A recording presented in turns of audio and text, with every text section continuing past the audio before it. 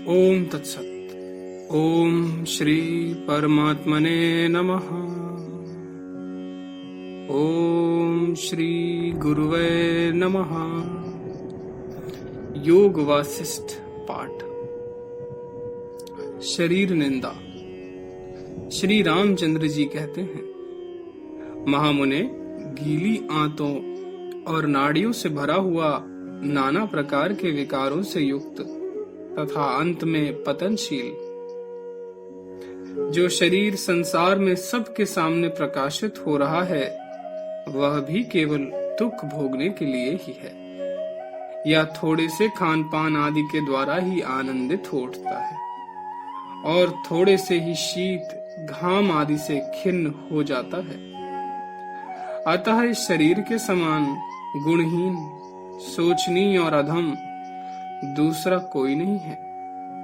यह शरीर वृक्ष के तुल्य है, दोनों भुजाएं इसकी दो शाखाएं हैं, परिपुष्ट कंधा तना है, दो नेत्र इसके बिल या खोडर हैं, मस्तक का स्थान इसका बड़ा भारी फल है, या दांत रूपी श्रेणीबद्ध पक्षियों के बैठने के लिए स्तंभ के समान सुंदर आधार है।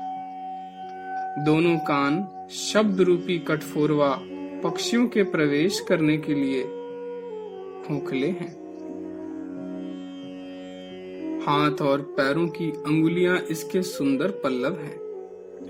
गुल्म नामक पेट का रोग ही इस पर फैली हुई लताएं अथवा झाड़ियां हैं। यह कर्म करने के लिए पंचभूतों के समूह से संगठित हुआ है। जीव तथा ईश्वर रूप पक्षियों ने इस पर अपने घोंसले बना रखे हैं। दांत रूपी केसरों से सुशोभित, उत्पत्ति विनाशशील तथा मंद हासमय विकास से युक्त, हर्ष रूपी फूलों द्वारा यह शरीर वृक्ष सदा अलंकृत होता रहता है। सुंदर कांति ही इसकी छाया है। यह देह रूपी वृक्ष जीव रूपी पथिकों का विश्राम स्थान है। इसे किसका आत्मी कहा जाए और किसका पराया?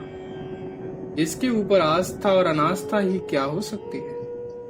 तात भवसागर तथा नदी आदि को पार करने के लिए बारंबार अपनाई गई देहलता एवं नौका में कौन आत्मीयता की भावना कर सकता है? जहाँ रोम रूपी असंख्य वृक्ष उगे हुए हैं, जो इंद्रिय रूपी बहुसंख्यक गड्ढों से भरा हुआ है, उस देह रूपी निर्जन वन में कौन विश्वस्त निर्भय होकर रह सकता है?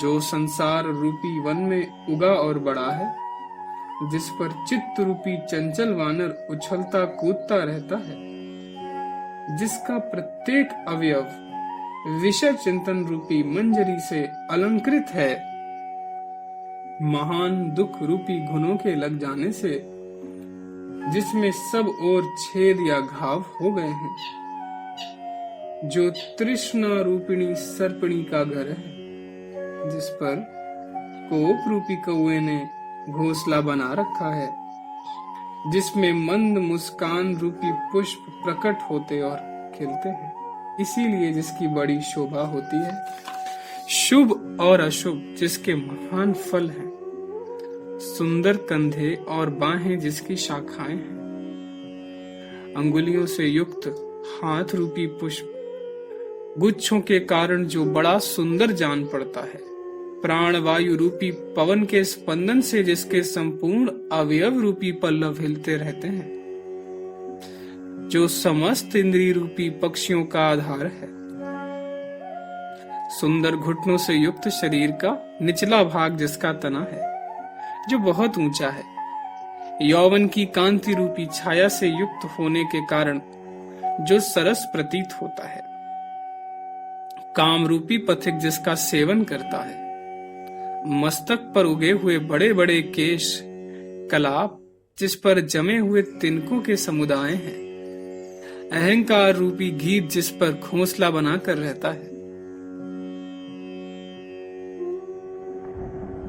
जो भीतर से खोखला छिद्र युक्त है, नाना प्रकार की वासना रूपिणी जटाओं के जाल का उद्गम स्थान होने के कारण जिसे काटना अत्यंत कठिन है, तथा परिश्रम रूपी शाखा विस्तार के कारण जो विरस रूखा दिखाई देता है, वह शरीर रूपी वृक्ष मुझे सुखद नहीं प्रतीत होता। मुने, शरीर अहंकार रूपी गृहस्थ का विशाल ग्रह है। यह गिरकर सदा के लिए धरती पर लौट जाए अथवा चिरकाल तक स्थिर बना रहे, इससे मेरा क्या प्रयोजन? जहां इंद्रिय रूपी पशु कतार बांधकर खड़े रहते हैं, तृष्णा रूपिणी ग्रह स्वामिनी बारंबार डोलती फिरती है तथा जिसके समस्त अवयवों को आसक्ति रूपी गेरू आदि के रंग से रंगा गया है, वह शरीर रूपी ग्रह मुझे अभीष्ट नहीं। पीठ की हड्डी रीढ़ रूपी शहतीरों के परस्पर मिलने से जिसके भीतर खाली स्थान बहुत थोड़ा रह गया है, तथा जो आंत की रस्सियों से बांधकर खड़ा किया गया है, वह देह रूपी घर मुझे प्रिय नहीं है। जिसमें सब और नस नाड़ी और आंतों की रस्सियां फैली हुई हैं, जिसे रक्त रूपी जल से बनाए गए गारे के द्वारा लीपा गया है, तथा बुढ़ापा रूपी चूने से जिस पर सफेदी की गई है, वह देह रूपी घर मुझे अभीष्ट नहीं। चित्त रूपी भृत्य ने नाना प्रकार की अनंत चेष्टाओं द्वारा जिसकी स्थिति अत्यंत सुदृढ़ कर दी है, तथा मिथ्या और मोह ये दो जिसके बड़े बड़े खंबे हैं, वह देह रूपी ग्रह मुझे प्रिय नहीं है। दुख रूपी छोटे छोटे बच्चों ने जहां रो रो कर कोलाहल मचा रखा है, गाढ़ निद्रा रूपी सुख शैया के कारण जो मनोरम प्रतीत होता है, तथा जिसमें दुष्चेष्टा रूपिणी दग्ध दासी निवास करती है, वह देह रूपी घर मुझे प्रिय नहीं। मुनीश्वर, जो मल आदि दोषों से युक्त विषय समूह रूपी बर्तनों तथा अन्यान्य उपकरणों से ठसा ठस भरा हुआ है, तथा जिसमें अज्ञान रूपी नौनशा लगा हुआ है, वह देह रूपी गेह मुझे अभीष्ट नहीं है। गुल्फ रूपी आधार काष्ठ पर स्थित जो पिंडलियां हैं, वे मानो खंबे हैं, घुटना उनका मस्तक है। वह भी जिसके उरु स्तंभ का आधार है, तथा दोनों बड़ी बड़ी भुजाएं दो आड़ी लकड़ियों के समान जिसे दृढ़ता पूर्वक धारण करती हैं, वह देह रूपी घर मुझे अभीष्ट नहीं। ब्रह्मन, जहां ज्ञानेन्द्रिय रूपी झरोखों के भीतर प्रज्ञा रूपिणी ग्रह स्वामिनी क्रीड़ा कर रही है, तथा चिंता रूपिणी पुत्रियां खेल रही हैं, वह देह गेह मुझे प्रिय नहीं है। जो सिर के केश रूपी छाजन से छाया हुआ है, कान रूपी शोभाशाली चंद्रशालाओं से सुशोभित है, तथा कुछ लंबी अंगुली रूप काष्ठ चित्रों से सुसज्जित है, वह शरीर रूपी ग्रह मुझे प्रिय नहीं है।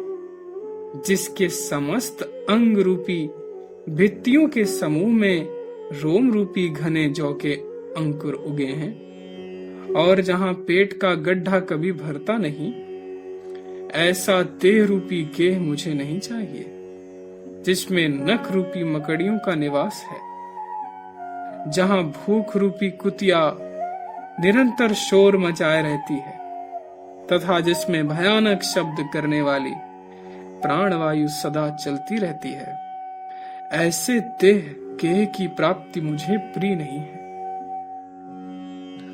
जहां श्वास प्रश्वास के रूप में वायु के वेग का निरंतर भीतर बाहर आना जाना लगा रहता है, और जिसकी इंद्रिय रूपी खिड़कियां सदा खुली रहती हैं, वह देह रूपी घर मुझे कभी इष्ट नहीं है। जिसके मुख रूपी दरवाजे पर जिह्वा रूपिणी वानरी सदा डटी रहती है, अतएव जो भयंकर दिखाई देता है, तथा जिसके दांत रूपी हड्डियों के टुकड़े स्पष्टता दृष्टिगोचर होते हैं, वह शरीर रूपी घर मुझे नहीं चाहिए। यह देह के त्वचा रूपी चूने के लेप से चिकना किया हुआ है, नाड़ी रूप यंत्रों के संचार से यह चंचल बना रहता है और मन रूपी सुंदर चूहे ने इसमें सब ओर बिल खोद रखे हैं, इसलिए यह मुझे प्रिय नहीं है। जो मंद मुस्कान रूपी दीपक की प्रभा से क्षण भर के लिए उद्भासित हो उठता है, एक ही क्षण में आनंद उल्लास से सुंदर दिखाई देता है और फिर क्षण मात्र में ही अज्ञान अंधकार से व्याप्त हो जाता है, वह शरीर रूपी घर मुझे प्रिय नहीं है। जो समस्त रोगों का घर है, झुर्रियों तथा पके बालों का नगर है और समस्त मानसिक चिंताओं का दुर्गम वन है, वह देह गेह मुझे प्रिय नहीं है। यह शरीर एक भयानक वन है, इंद्रियां ही इस जंगल के भालू हैं, जो अपने रोष के कारण इसे दुर्गम बनाए हुए हैं। यह भीतर से सूना है तथा अनेकानेक निस्सार खोडरों से युक्त है। इसकी दिशा रूपी कुंजें घोर अज्ञान अंधकार से व्याप्त होने के कारण गहन जान पड़ती हैं, अतः यह मुझे कदापि प्रिय नहीं है। यहाँ धन, संपत्ति, राज्य, शरीर, नाना प्रकार की चेष्टाओं और मनोरथों से क्या लेना देना है, क्योंकि काल कुछ ही दिनों में इन सबको अपना ग्रास बना लेता है।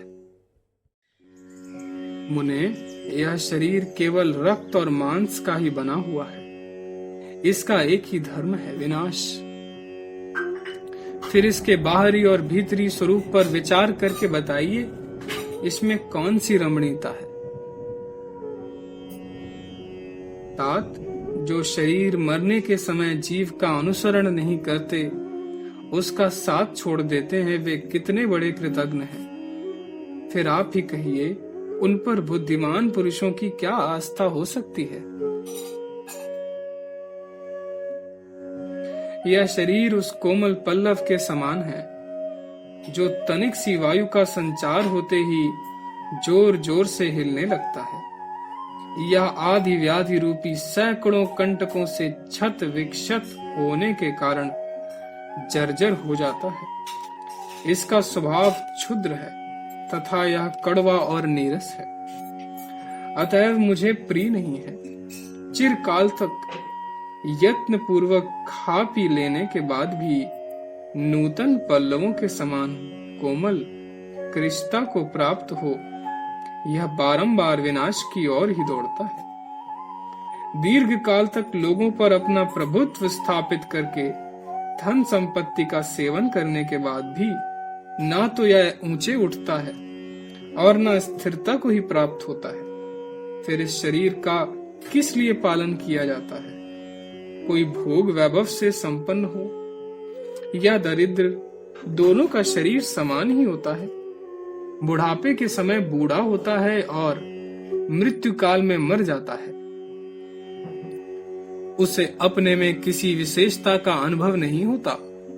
जो लोग इन नाशवान शरीरों में आस्था रखते हैं, इन्हें नित्य स्थिर रहने वाला मानते हैं तथा जो संसार की स्थिरता पर भी विश्वास करते हैं, वे मोह रूपी मदिरा का पान करके उन्मत्त हो गए हैं।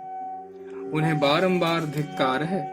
मुने, मैं ना तो इस शरीर का कोई संबंधी हूँ और न शरीर हूँ, ना यह शरीर मेरा है और ना मैं ही यह शरीर हूँ।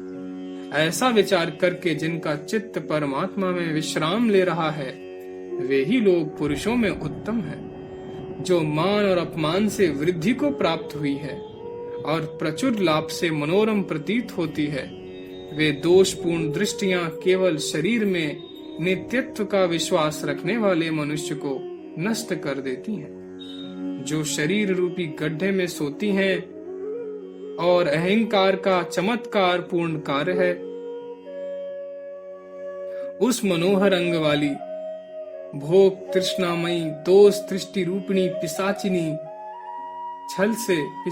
ने छल से हमारा सर्वस्व हर लिया है। शरीर में ही नित्यता का विश्वास रखने वाली इस मिथ्या ज्ञान रूपिणी दुष्ट राक्षसी ने अकेली असहाय दीनहीन प्रज्ञा सुबुद्धि को पूर्ण रूप से ठग लिया है।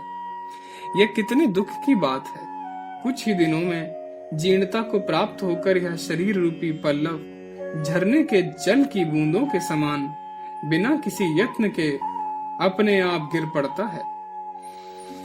समुद्र में उत्पन्न हुए पानी के बुलबुलों की तरह इस शरीर का बहुत शीघ्र विनाश हो जाता है।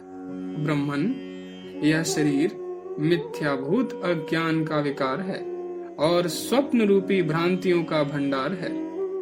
इसका विनाश बहुत स्पष्ट दिखाई देता है, इसलिए इसमें मेरा क्षण भर के लिए भी विश्वास नहीं है। जिस पुरुष ने बिजली, शरद ऋतु के बादल और गंधर्व नगर के चिरस्थायी होने का निर्णय कर लिया है, वही इस शरीर की नित्यता पर विश्वास करे। मैं तो नहीं कर सकता।